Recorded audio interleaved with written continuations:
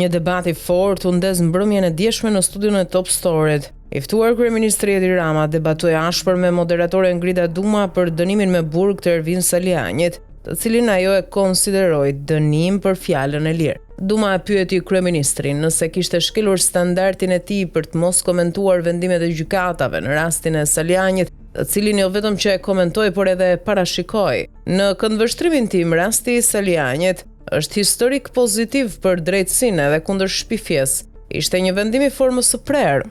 Nuk kam komentuar vendime që kanë qenë në proces. Një vendim të formës së prerë kam komentuar dhe i shndroj. Është dënuar me merit të plot, thot Rama. Rasti i parë për fjalën e lirë dhe je angazhuar ta komentosh para dhe pas, i thot Grida Duma.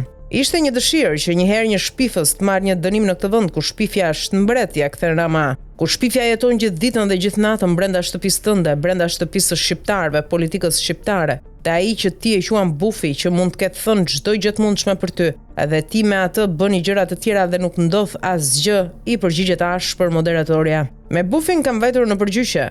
Me Bretkosa dhe bufit kam vajtur në përgjyshe dhe i kam fituar.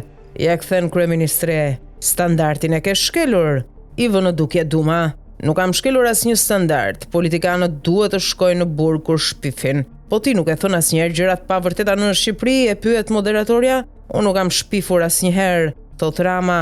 Mirë po fatkeqësisht jo vetëm për këtë të fundit, por për çdo kënd tjetër në këtë politikën tonë shqiptare nuk pranohet kurrë asgjë.